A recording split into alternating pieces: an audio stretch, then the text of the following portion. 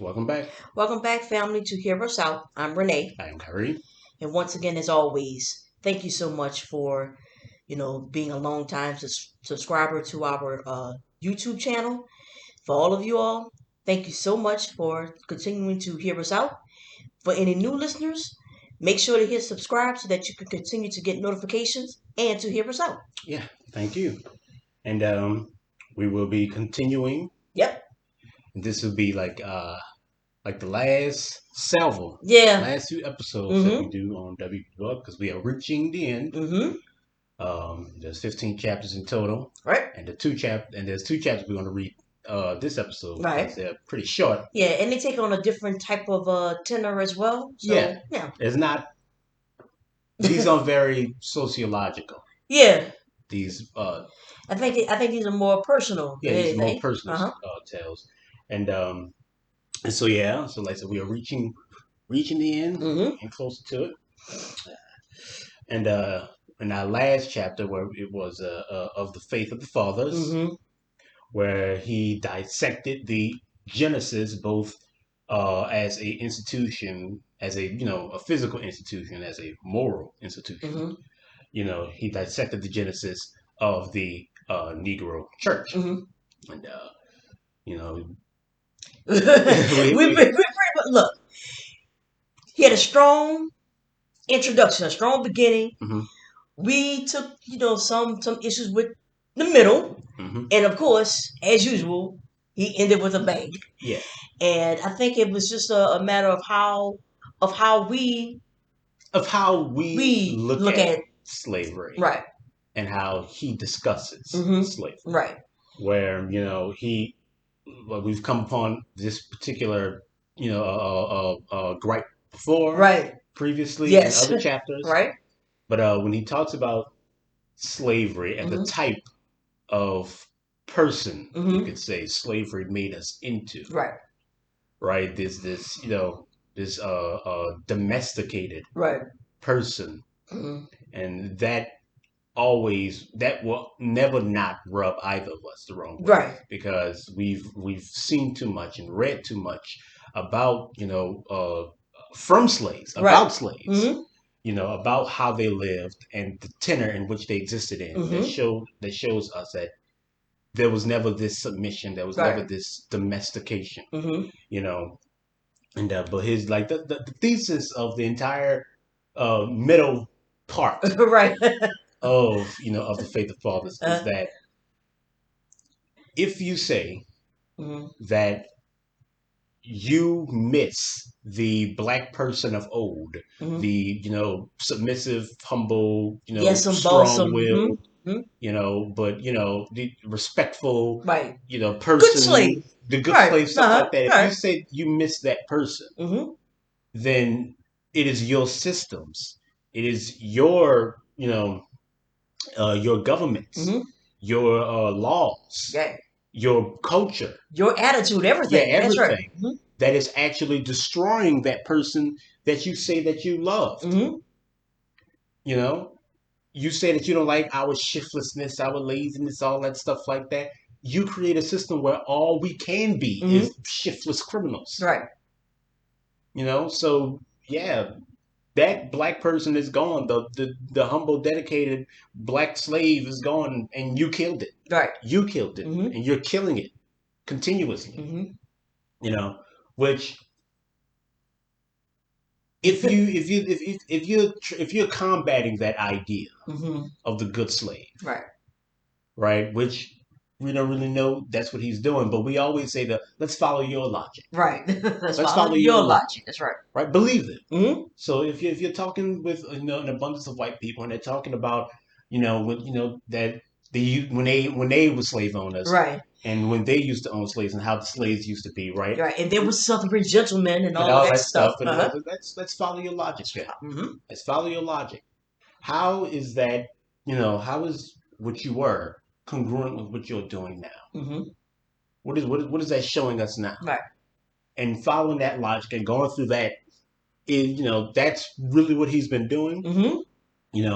I don't. I can't say because I've never spoken to W.E.B. Du Bois. And Right. there's no like recorded interviews because Right. he lived and died long before that. uh, But we don't really know what his personal opinions about slavery were. hmm You know, we don't really know that. But the way he's presented it, how hmm he's discussed it, in some ways have been a bit apropos hmm to us. And but like you said, Nevertheless, right. nevertheless, Uh-huh. if you're following the if you follow if you're if you're following their logic Right. and you're trying to combat and question and debate their particular opinions hmm about the current state of affairs as were in 1903, Right. stuff like that. If you're doing that and you're dealing, like I said, he's dealing with the Booker T. Washingtons and all these people who hmm have this. Let's just work it off hmm and things were better and all that Right. stuff. If you Yeah. if Let's that's just build wealth and yeah, so if that's what you're combating, if that's hmm what you're dealing with, then yeah, I can see the follow the logic thing. But for us, Right. That's a no. it's like, That's a yeah, hard no. you can follow the logic. You can still question and hmm correct Right. those particular ideals without discounting what we said hmm about our Right. experiences, about what we said slavery was. hmm You can do all of that. You can still continue to debate hmm and throw into harsh relief the failures and incongruencies of people's particular ideals hmm about the system. You can continue to do that without discounting what we said Right. about slavery, hmm because as far as we're concerned, what we said, Yeah, it's all really all it's that all that matters. matters. Right. So So so yes. yeah, hmm but like you said, started off strong. Right. The The middle we had middle some we issues took with. umbrage with, hmm but the ending very strong. Yes. Close out. Culture Yes. is alive. That's right. Yes, very much so. Very much so. So yes, we will now start our reading of chapter 11 hmm of the passing of the firstborn. And so yeah, let us begin. O sister, sister, thy first begotten, the hands that cling and the feet that follow, the voice of the child's blood crying yet, who hath remembered me, who hath forgotten? Thou hast forgotten, O summer swallow, but the world shall end when I forget. Unto you a child is born, sang the bit of yellow paper that fluttered into my room one brown October morning. Then the fear of fatherhood mingled wildly with the joy of creation. I wondered how it looked and how it felt, what were its eyes, and how its hair curled and crumpled itself. And I thought in awe of her, she who had slept with death to tear a man child from underneath her heart, while I was unconsciously wandering. I fled to my wife and child, repeating the while to myself half wonderingly, wife and child, wife and child? Fled fast and faster, then boat and steam car, and yet must ever impatiently await them, away from the hard voiced city, away from the flickering sea into my own Berkshire hills that sat all sadly guarding the gates of Massachusetts. Up the stairs I ran to the wan mother and whimpering babe, to the sanctuary of whose altar a life at my bidding had offered itself to win a life and won. What is this tiny formless thing, this new-born wail from an unknown world, all head and voice? I handled it curiously, and watched perplexed its winking, breathing, and sneezing. I did not love it then. It seemed a ludicrous thing to love. But her I loved, my girl mother, she whom now I saw unfolding like the glory of the morning, the transfigured woman. Through her I came to love the wee thing, as it grew and waxed strong, as its little soul unfolded itself in twitter and cry and half-formed word, and as his eyes caught the gleam and flash of life. How beautiful he was, with his olive-tinted flesh and dark gold ringlets, his eyes of mingled blue and brown, his perfect little limbs, and the soft voluptuous robe which the blood of Africa had molded into his features. I held him in my arms, after we had sped far away to our southern home, held him and glanced at the hot red soil of Georgia in the breathless city of 100 hills, and felt a vague unrest. Why was his hair tinted with gold? An evil omen was golden hair in my life. Why had not the brown of his eyes crushed out and killed the blue? For brown were his father's eyes, and his father's father's. And thus in the land of the color line I saw, as it fell across my baby, the shadow of the veil. Within the veil he was born, said I, and there within shall he live, a Negro and a Negro's son, holding in that little head, bitterly, the unbowed pride of a hunted race, clinging with that tiny dimpled hand, wearily, to a hope not hopeless, but unhoped for, and seeing with those bright wandering eyes that peer into my soul a land whose freedom is to us a mockery and whose liberty a lie. I saw the shadow of the veil as it passed over my baby. I saw the cold city towering above the blood-red land. I held my face beside his little cheek, showed him the star children and the twinkling lights as they began to flash, and stilled with an even song the unvoiced terror of my life. So sturdy and masterful he grew, so filled with bubbling life, so tremulous with the unspoken wisdom of a life but 18 months distant from the all life. We were not far from worshipping this revelation of the divine, my wife and I. Her own life builded and molded itself upon the child. He tinged her every dream and idolized her every effort. No hands but hers must touch and garnish those little limbs. No dress or frill must touch them that had not wearied her fingers. No voice but hers could coax him off to dreamland. And she and he together spoke some soft and unknown tongue, and in it held communion. I too mused above his little white bed, saw the strength of my own arms stretch onward through the ages, through the newer strength of his. So the dream of my black father stagger a step onward in the wild phantasm of the world, heard in his baby voice, the voice of the prophet that was to rise within the veil. And so we dreamed and loved and planned by fall and winter, and the full flush of the long southern spring, till the hot winds roared from the fetid gulf, till the roses shivered and the still stern sun quivered its awful light over the hills of Atlanta. And then one night the little feet padded wearily to the wee white bed, and the tiny hands trembled, and the warm flushed face tossed on the pillow, and we knew baby was sick. 10 days he lay there, a swift week and 3 endless days, wasting away. Cheerily the mother nursed him the first days, and laughed into the little eyes that smiled again, tenderly. Then she hovered round him, till the smile fled away, and fear crouched beside the little bed. Then the day ended not, and night was a dreamless terror, and joy and sleep slipped away. I hear now that voice at midnight calling me from dull and dreamless trance, crying, "The shadow of death, the shadow of death!" Out into the starlight I crept, to rouse the great physician. The shadow of death, the shadow of death. The hours trembled on, the night listened, the ghastly dawn glided like a tired thing across the lamplight. Then we two alone looked upon the child as he turned toward us with great eyes and stretched his string-like hands. The shadow of death! And we spoke no word and turned away. He died at eventide, when the sun lay like a brooding sorrow above the western hills, veiling its face, when the wind spoke not, and the trees, the great green trees he loved, stood motionless. I saw his breath beat quicker and quicker, pause, and then his little soul leapt like a star that travels in the night, and left the world of darkness in its train. The day changed not. The same tall trees peeped in at the windows, the same green grass glinted in the setting sun. Only in the chamber of death writhed the world's most piteous thing, a childless mother. I shirk not. I long for work. I pant for a life full of striving. I am no coward, to shrink before the rugged rush of the storm, nor even quail before the awful shadow of the veil. But hearken, O death! Is not this my life hard enough? Is not the dull land that stretches its sneering web about me cold enough? Is not all the world beyond these four little walls pitiless enough, but that thou must need enter here, thou, O death? About my head the thundering storm beat like a heartless voice, and the crazy forest pulsed with the curses of the weak.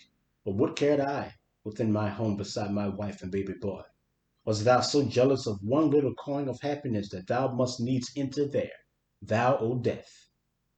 A perfect life was his, all joy and love, with tears to make it brighter, sweet as a summer's day beside the Houstonic. The world loved him, the women kissed his curls, the men looked gravely into his wonderful eyes, and the children hovered and fluttered about him. I can see him now, changing like the sky from sparkling laughter to darkening frowns, and then to wondering thoughtfulness as he watched the world. He knew no color line, poor dear, and the veil, though it shadowed him, had not yet darkened half his sun. He loved the white matron, he loved his black nurse, And in his little world walked souls alone, uncolored and unclothed. Aye, ye all men are larger and purer by the infinite breadth of that one little life. He who in simple clearness of vision sees beyond the stars said when he had flown, he will be happy there. He ever loved beautiful things. And I, far more ignorant and blind by the web of mine own weaving, sat alone, winding words and muttering, if still he be, and he be there, and there be a there, let him be happy, fate. Blithe was the morning of his burial, with bird and song and sweet smelling flowers. The trees whispered to the green, but the children sat with hushed faces, and yet it seemed a ghostly unreal day, the wraith of life. We seemed to rumble down an unknown street behind a little white bundle of posies, with the shadow of a song in our ears. The busy city dined about us. They did not say much, those pale-faced hurrying men and women. They did not say much. They only glanced and said, niggers. We could not lay him in the ground there in Georgia, for the earth there is strangely red. So we bore him away to the northward, with his flowers and his little folded hands. In vain, for where, O God, beneath the broad blue sky shall my dark baby rest in peace, where reverence dwells, and goodness, and a freedom that is free. All that day, and all that night, there sat an awful gladness in my heart.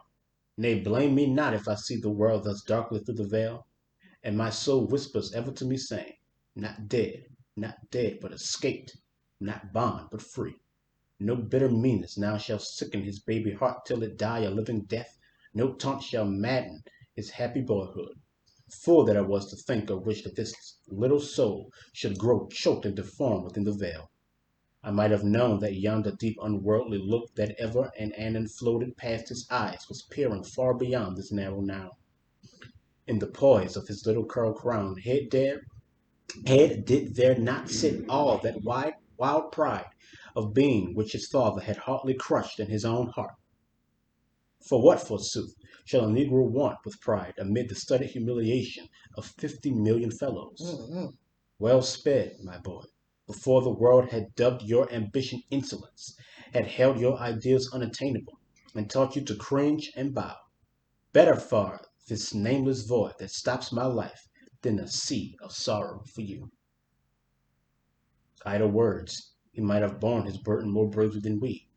Ay, and found it lighter too some day. For surely this is not the end. Surely there shall yet dawn some mighty morning to lift the veil and set the prison free. Not for me. I shall die in my bonds. But for fresh young souls who have not known the night and wakened to the morning, a morning when men ask of the workman not is he white, but can he work? When men ask artists not are they black, but do they know? Some morning this may be, long, long years to come. But now there wails on the dark shore within the veil the same deep voice, Thou shalt forego.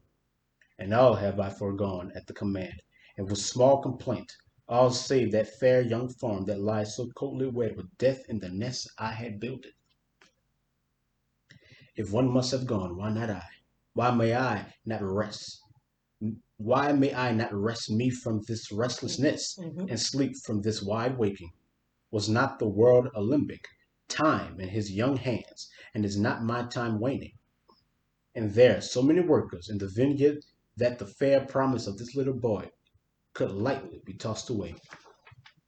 The wretched of my race, that line the alleys of the nation, sit fatherless and unmothered, but love sat beside his cradle, and in his ear wisdom waited to speak. Perhaps now he knows they are love, and needs not to be wise. Sleep then, child. Sleep till I sleep and waken to a baby voice and the ceaseless patter of little feet above the veil. Mm. Yep, so that was of the passing of the firstborn. Mm-hmm. And like we said, nothing sociological there, Yeah.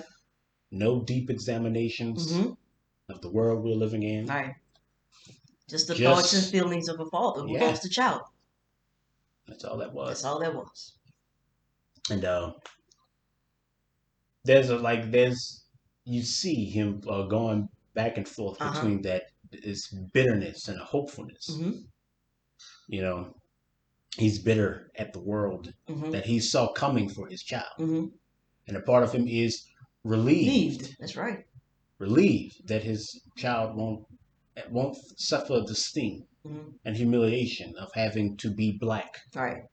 In a world that limits him down to just that. But there's also that anger at himself that maybe he would have been braver. Right. Maybe he could have made it better. Maybe he would have been better. That's right. Maybe the world would have been better to him. I don't know. And then he thinks, why not me?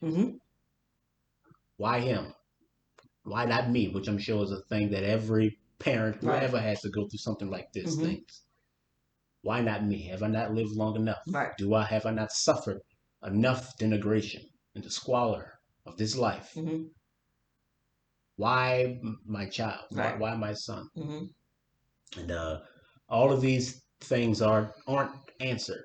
Merely just questions. Hope. Hopes and questions. Hope at the end of the day that he is somewhere better, somewhere above and beyond the veil. Right. Somewhere where he need not have the wisdom of life. Something that is pure. And we can all hope. Yeah.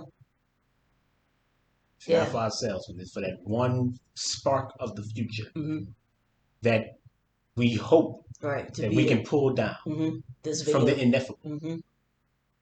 That one little place where all of this can't touch us. Right. No more. Where we can be ourselves, so we don't have to exist in the confines and constraints of the terrible world that seems bound and determined to misunderstand us, because it says it knows who we are and what we're capable of and all we're capable of. And every day fighting against this thing, struggling against this thing that we shouldn't be fighting against, that it just shouldn't exist. Why are we fighting your ideals of us?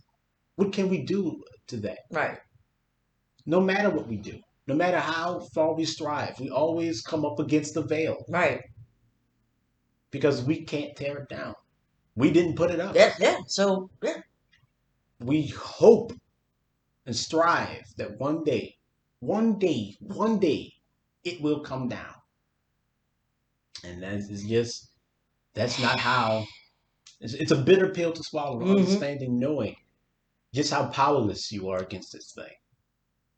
Because it can't be moved unless you who put it up move it. Yeah, it's like one of those questions. Like, how do you outrun the wind? How do you out-wrestle gravity? Right. These things aren't for you to do. It's impossible. Right. But there is one thing that you can do to the veil. One way that you can make it come down, if you would. That is to make it obsolete. Make it impossible for the veil to exist. Don't fight it. Don't oppose it. But don't submit to it either. Just supersede it. You yourself know that you are not what this veil says that you are. You aren't this. And you're not a good slave, not a bad slave. Right. You're not a slave. You're not one of the good ones. That can, you shouldn't be. About to rant for a moment. You shouldn't need a degree. Don't go to their schools. Don't go to school, don't get a job to do any of this. That's right. Because you're not one of the good ones who can make it forward and set the tenor for the rest of your family that doesn't have a high school degree. Right? You don't carry the work ethic of your ancestors because your ancestors were forced to work. So that work ethic that they exhibited happened at the sting of a whip. If you want to see the true work ethic of your people, look at Africa. Look at what we can do when we aren't under this. No matter if it wasn't perfect. It wasn't perfect. And there was work to do even then. work to do even then. But it wasn't this. That is a true. That's a truer definition of what we're capable of than anything we've done here. Mm-hmm. And we didn't do that as being one of the good ones. So you can just stop running this rat race altogether. Just stop. Stop trying to be good. Mm-hmm. Stop trying to be bad. Stop existing in this all together. Mm-hmm. And supersede it. Force the world to come to you. Plant your feet somewhere. You know, plant and just say, I'm not doing it. Yeah, I'm not doing this. Right. Draw the line and then say this far but no farther. Yeah, this is it. Yeah. And just look. How many times have we said? Yeah. I'm listening to you right now, and I'm like, this sounds exactly like what I've said a million times. A million times. We've talked about this a million times, and it's like every time we look at this, mm-hmm. and especially when you read something like this, right? This very poignant personal story of existing in this world, mm-hmm. where losing a child is something that human beings have dealt with long before the construction of the veil, right? And it was always a sorrowful thing. But he, as a father, began mm-hmm. to mourn the life of his child before he ever died. Mm-hmm. Because he knew that if he were to live, what he would be living in. Mm-hmm. So your hopes and dreams for this child, mm-hmm. for this life that you helped to create, mm-hmm. this ultimate miracle, right? That you helped to bring into the world. Already, you have to blunt mm-hmm. your ambitions, blunt your hopes and dreams for this new life, because you know what they're going to run up against. And everybody thinks that perhaps their child is going to be the one, mm-hmm. right? Perhaps this one. Yeah. And even when everybody thinks that they're the one, yeah. perhaps they're going to be the one. Mm-hmm. And it never is. Yeah. We've shown that we are smarter. We've shown that we are faster. We are stronger. Mm-hmm. We can protest this. We can fight against it. Mm-hmm. We can beat it. Yeah. We can beat it. Mm-hmm. But hey, all those things, at the end of the day, end up reinforcing the very veil you think you're trying to tear down. Because you can, as long as you're existing in that metric, mm-hmm. in this view of what the world is and what you're supposed to be, it'll never come down. Mm-hmm. It will never come down. So it's either escape or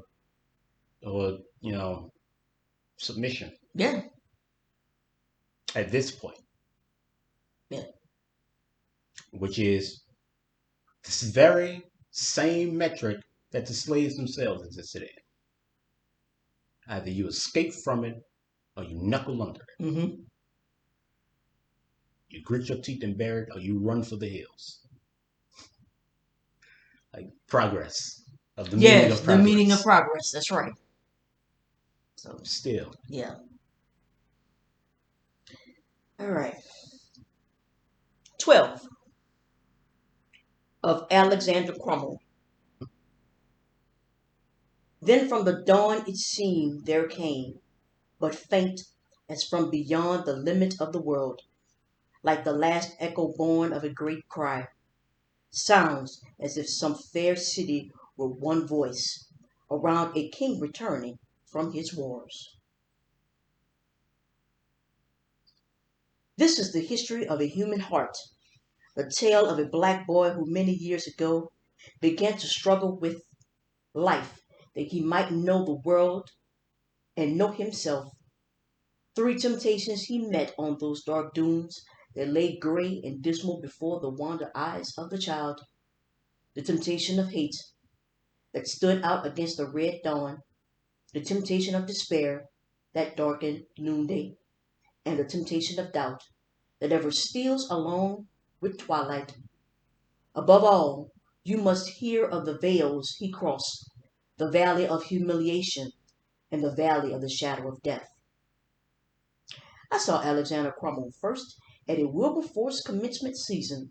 Amid its bustle and crush, tall, frail, and black he stood, with simple dignity and an unmistakable air of good breeding. I talked with him apart, where the storming of the lusty young orators could not harm us.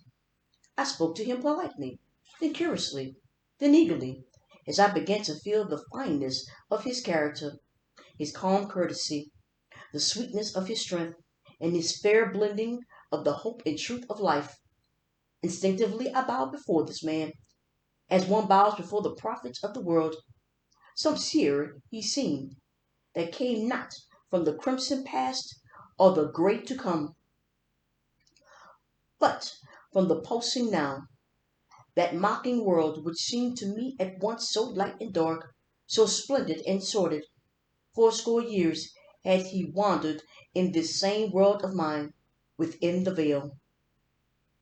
He was born with the Missouri Compromise and lay a dying amid the echoes of Manila and El Caney. Steering times of living, times dark to look back upon, darker to look forward to. The black-faced lad had paused over his mud and marbles 70 years ago, saw puzzling vistas as he looked down the world. The slave ship still groaned across the Atlantic. Faint cries burdened the southern breeze, and the great black father whispered mad tales of cruelty into those young ears. From the low doorway, the mother silently watched her boy at play, and at nightfall sought him eagerly lest the shadows bear him away to the land of slaves. So his young mind worked, and winced and shaped in curiously a vision of life, and in the midst of that vision ever stood one dark figure alone, ever with the hard, thick countenance of that bitter father, and a form that fell in vast and shapeless folds.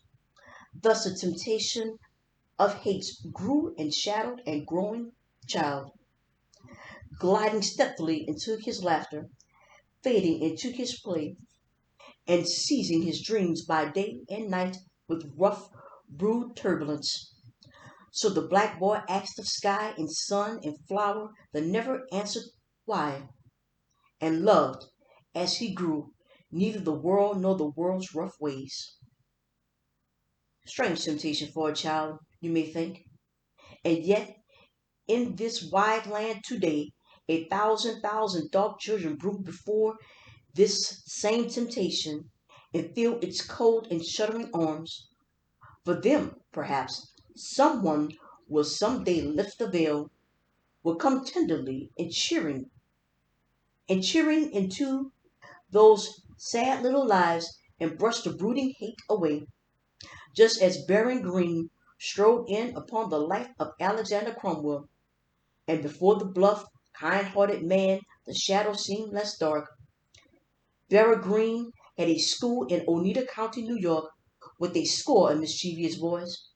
"I'm going to bring a black boy here to educate," said Vera Green, and only a crank and an abolitionist would have dared to say, "Oh!" laughed the boys. "Yes," said his wife, and Alexander came. Once before, the black boy had sought a school, had traveled cold and hungry 400 miles up into free New Hampshire to Canaan, but the godly farmers hitched 90 yokes of oxen to the abolition schoolhouse and dragged it into the middle of the swamp. The black boy trudged away. I'm gonna keep going. I mean, you stop. Well, like I mentioned, I said, those type of events happened, and this definitely happened. And I remember even mentioning how, when you had white folks in particular who didn't want black children to attend schools, how they would physically move the schoolhouse. I mean, they'll have 100 men, 200 men, and they would stick, I call them joists, floor joists or whatever it is, underneath the schoolhouse and all. And they, like the Amish, would move and dump the house. I remember one time even telling you how, again, they simply just bulldozed over it. You know, these are the type of stories that get lost, like Alexander Cromwell in this. That gets lost, you know, that at every whip when you talk about this veil that's up, it's not us. It's not us. This is what you would do. You move to school. You move to school. You know, the only thing that you have always said about us is that we're stupid and we're ignorant and we don't want to learn and this and that and this and that. All that foolishness you put out there. And here it is. You move to school. You moved to school. On hearing that a black coming 400 miles away. Mm-hmm. You took the school and you put it in the swamp. Because, Because we don't want to learn. Because we don't want to learn. Obviously. So, yeah, I'm just going to just... Mm-hmm. Yeah. The 19th was the first century of human sympathy, the age when half wonderingly we began to decry in others that transfigured spark of divinity which we call myself.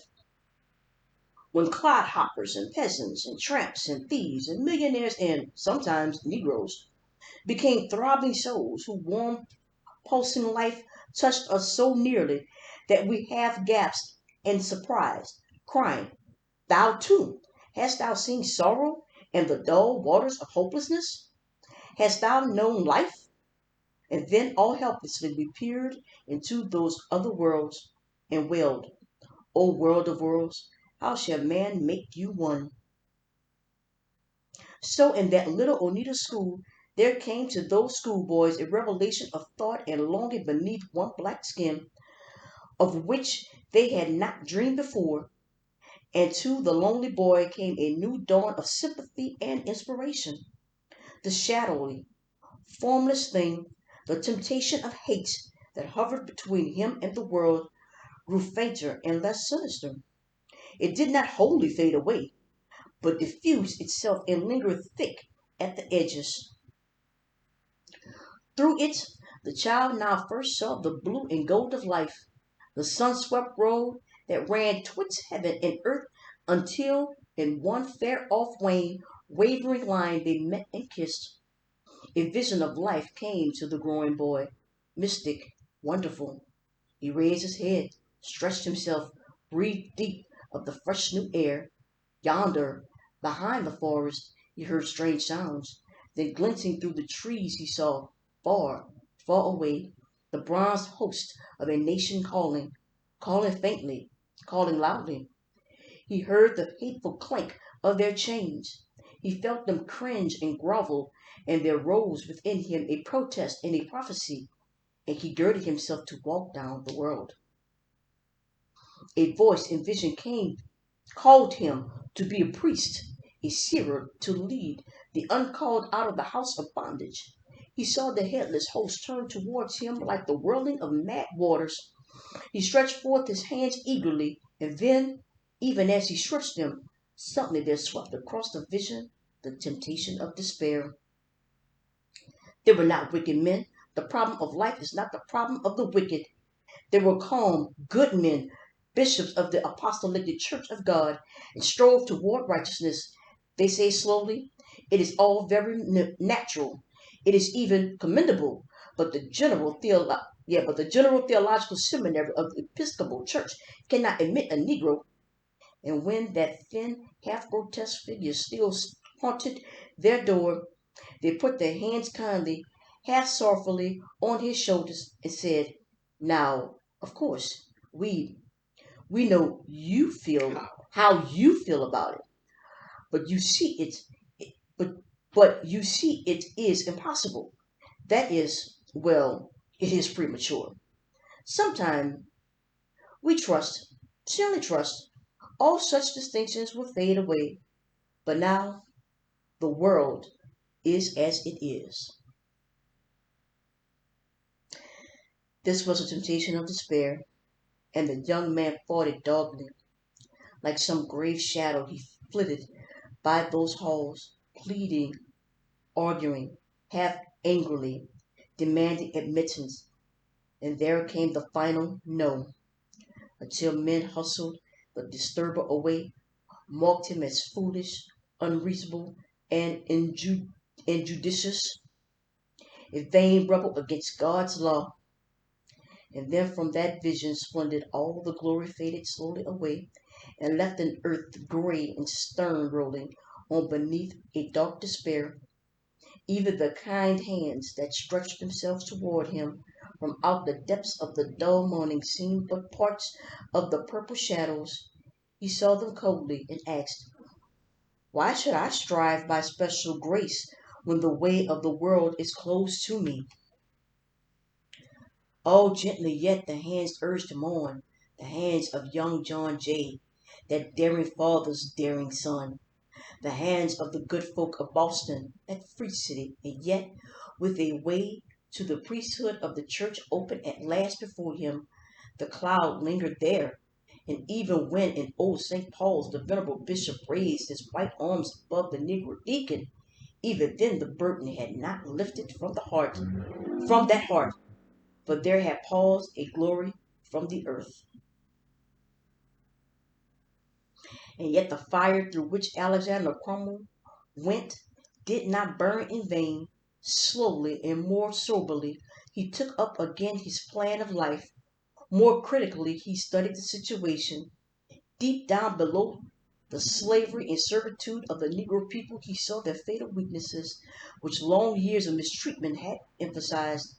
The dearth of strong moral character, the unbending righteousness he felt was their great shortcoming. And here would begin, he would begin.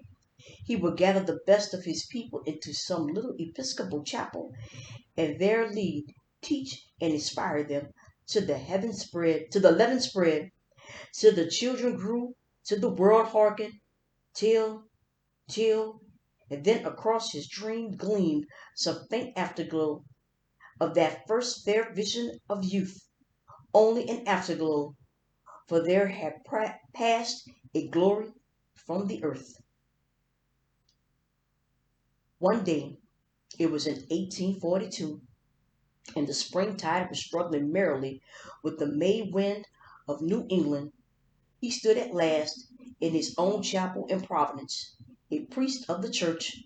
The days sped by, and the dark young clergyman labored. He wrote his sermons carefully. He intoned his prayers with a soft, earnest voice. He haunted the streets and accosted the wayfarers. He visited the sick and knelt beside the dying.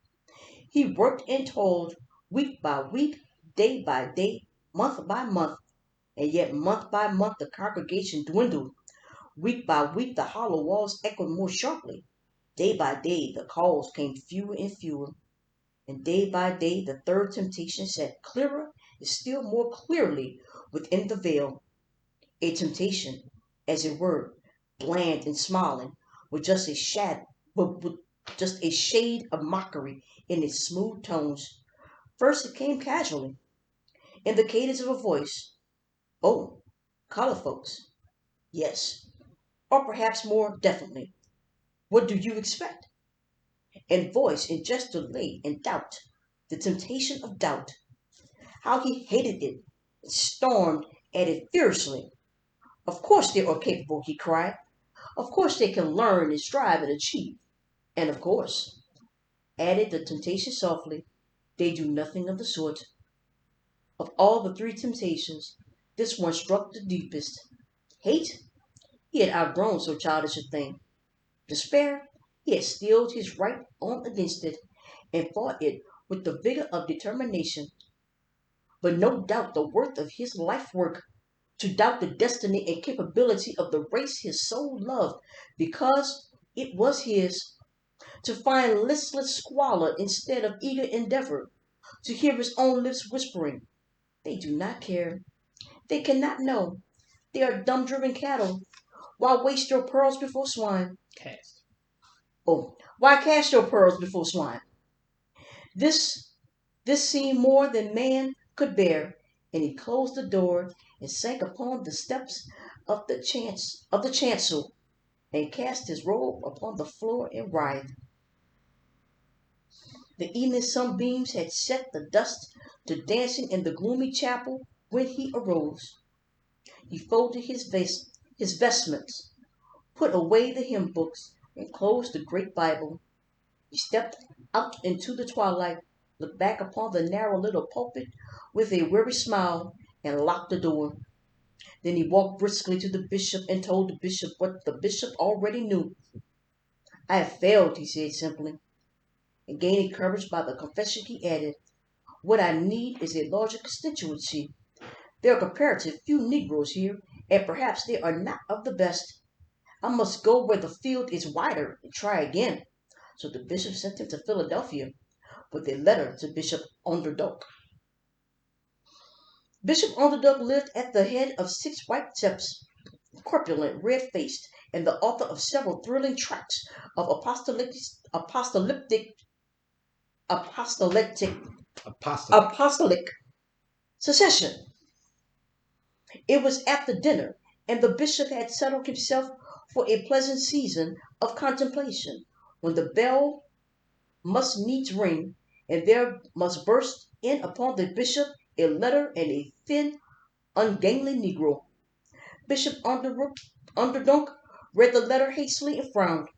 Fortunately, his mind was already clear on this point, and he cleared his brow and looked at Cromwell.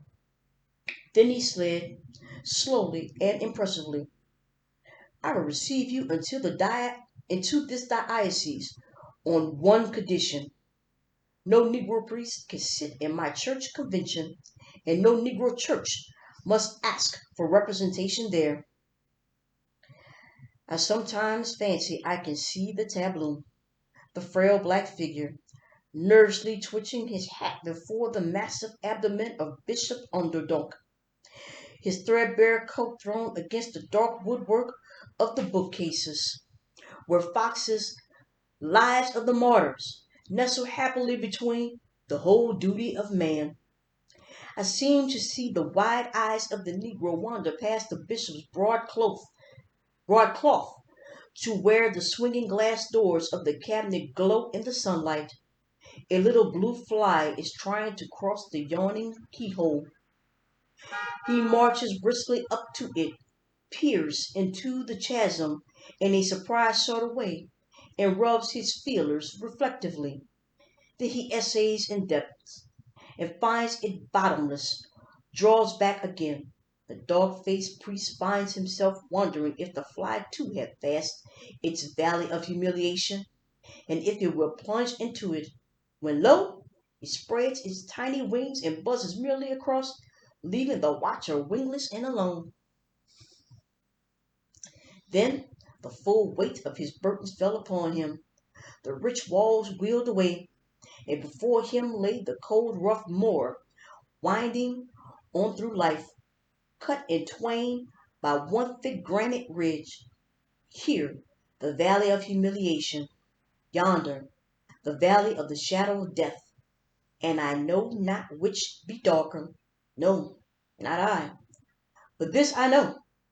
In yonder vale of the humble stand today a million swarthy men who willingly would bear the whips and scorn of time, the oppressor's wrong, the pride man's contumely, the pains of despised love, the law's delay, the insolence of voice, and the spurns that patient merit of the unworthy takes.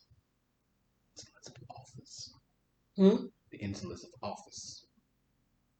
I don't have that. You don't have the insolence of office? No, I don't have the insolence of office.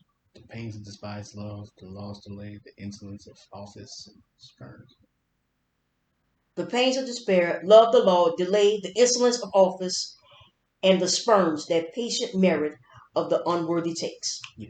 Yes. All this and more would they bear, did they but know that this were sacrifice, and not a meaner thing. So surged the thought within the lone black breast. The bishop cleared his throat suggestively.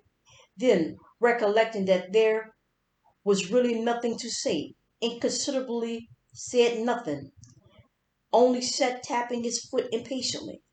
But Alexander Cromwell said, slowly and heavily, I will never enter your diocese on such terms.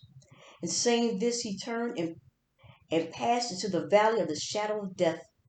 You might have noted only the physical dying, the shattered frame and the hacking cough, but in that soul lay deeper death than that. He found a chapel in New York, the church of his father. He labored for it in poverty and starvation, scorned by his fellow priests. Half in despair, he wandered across the sea, a beggar with outstretched hands. Englishmen clasped them. Wilberforce and Stanley, Thirlwell and Ingalls, and even Freud and Macaulay. Sir Benjamin Brodie bade him rest a while at Queen's College in Cambridge, and there he lingered, struggling for health of body and mind, until he took his degree in '53. Restless still and unsatisfied, he turned toward Africa, and for long years, amid the spawn of the slave smugglers, sought a new haven and a new earth. So the man groped for light. All this was not life. It was the world wandering of a soul in search of itself, the striving of one who vainly sought his place in the world, ever haunted by the shadow of death that is more than death, the passing of a soul that has missed its duty. 20 years he wandered, 20 years and more, and yet the hard rasping question kept gnawing within him. What in God's name am I on earth for? In the narrow New York parish, his soul seemed cramped and smothered. In the fine old air of the English university, he heard the millions wailing over the sea. In the wild fever cursed swamps of West Africa, he stood helpless and alone. You would not wonder at his weird pilgrimage, you who, in the swift world of living, amid its cold paradox and marvelous vision, have fronted life and asked its riddle face to face. And if you find that riddle hard to read, remember that yonder black boy finds it just a little harder. If it is difficult for you to find and face your duty, it is a shade more difficult for him. If your heart sickens in the blood and dust of battle, remember that to him the dust is thicker and the battle fiercer. No wonder the wanderers fall. No wonder we point to thief and murderer and haunting prostitute and the never ending throng of unhearsed death. The valley of the shadow of death gives few its pilgrims back to the world. But Alexander Cromwell it gave back, out of the temptation of hate, and burned by the fire of despair, triumphed over doubt, and steeled by sacrifice against humiliation. He turned at last home across the waters, humble and strong, gentle and determined.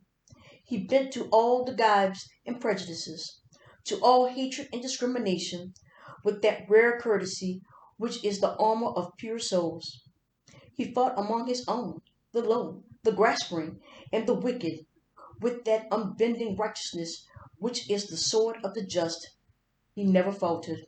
He seldom complained. He simply worked, inspiring the young, rebuking the old, helping the weak, guiding the strong. So he grew, and brought within his wide influence all that was best of those who walked within the veil. They who lived without knew not, nor dreamed of that full power within the mighty inspiration which the dull Gauls of caste decreed that most men should not know. And now that he is gone, I sweep the veil away and cry, lo, the soul to whose dear memory I bring this little tribute.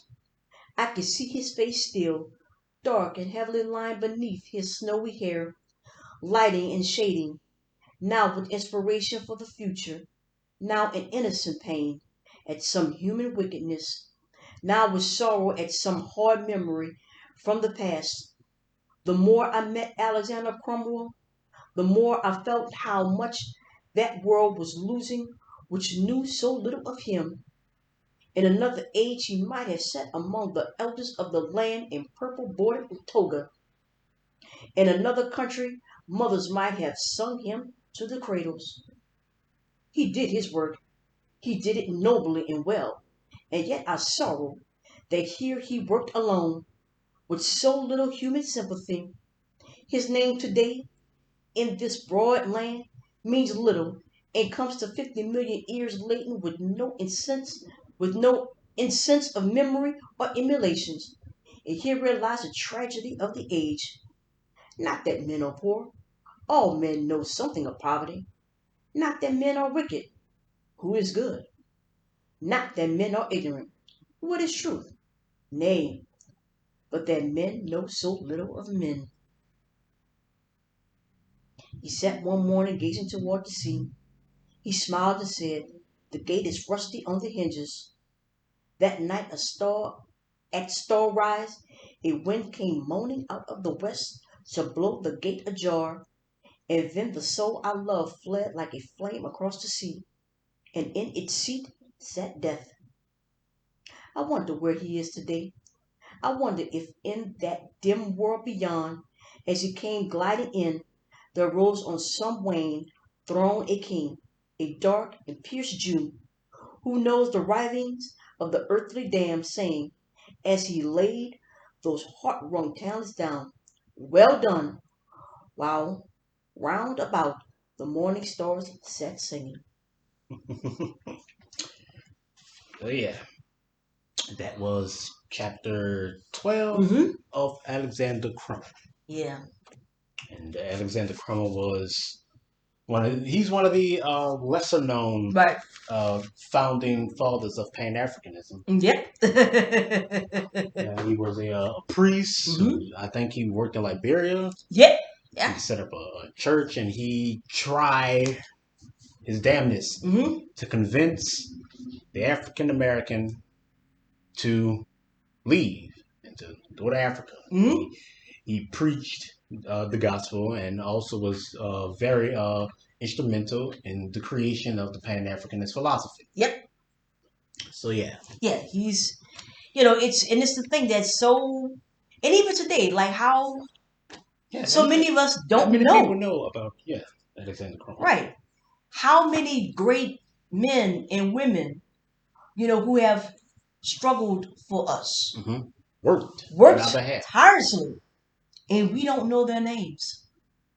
You want to know? Every single one of us. That's right. Every last one of us who exists in this veil as a black person. That's right. Are working the same way Alexander Crummell was working tirelessly. Whether you know it or not, by just existing and living in this, you are working. So, like he said, it is not ignorance. It's not wickedness. It's not poverty. It's the fact that we know so little of each other. Yep.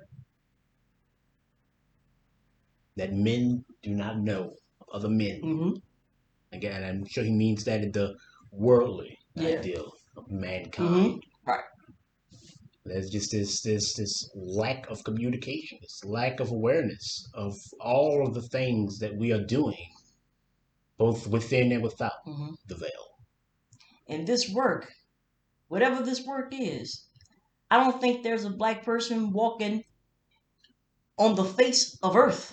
But since we're talking about in the United States, who hasn't come across those stages, who haven't felt despair, who haven't walked through that valley of humiliation. We all, I think he called we know this.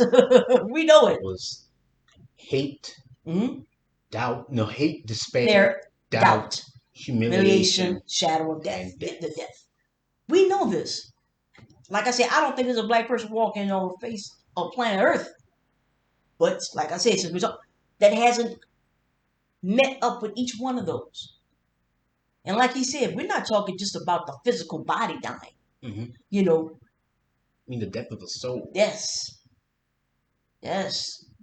like he said, this is a man who should have found something, who should have been embraced by a people, who should have been able to build that bridge, like that bridge he found that led him to becoming a priest. Like I said, this is a man who missed his calling, a man so of his time that it wasn't a flash forward. Yeah. He was at the right place at the right time, exactly where he needed to be. But we just weren't the people. Yep. And the system wasn't there. From both within and without the veil. We just weren't the people. Of the meaning of progress. Yes. The more things change, the more they stay the same. And we are not being the people who we say we should be right now. Yeah. Look at us. Like I said, we all know what needs to be done.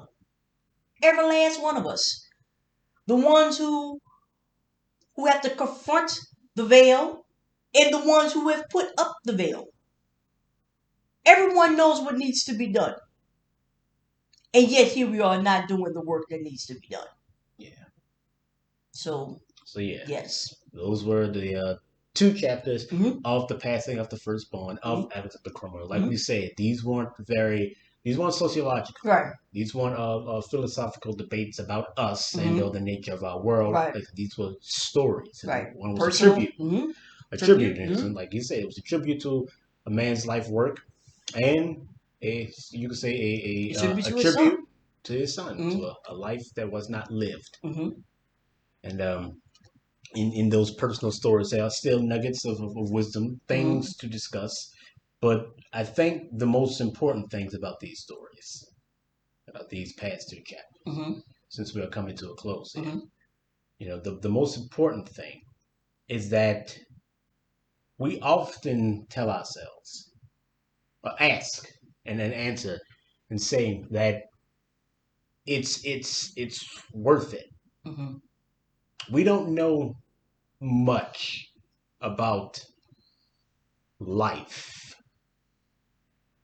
We don't know much about it, where it comes from, what it means, but we do know that life is worth living. No matter how terrible, no matter how awful the living may be, life is worth it. So we bend ourselves toward the work of living. And all these barriers we put up between us and life, trying to reach it, trying to understand it. And we keep going, keep moving forward. Because what else is there for us to do? Because life is worth it. But we get so caught up in living that we miss the point of life. Like I said before, life has its own momentum. I guess it'd be more accurate to say now that living has its own momentum.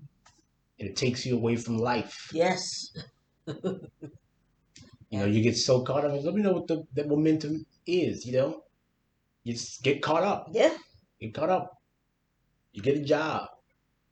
You buy a car. You buy a house. You have bills. You find someone.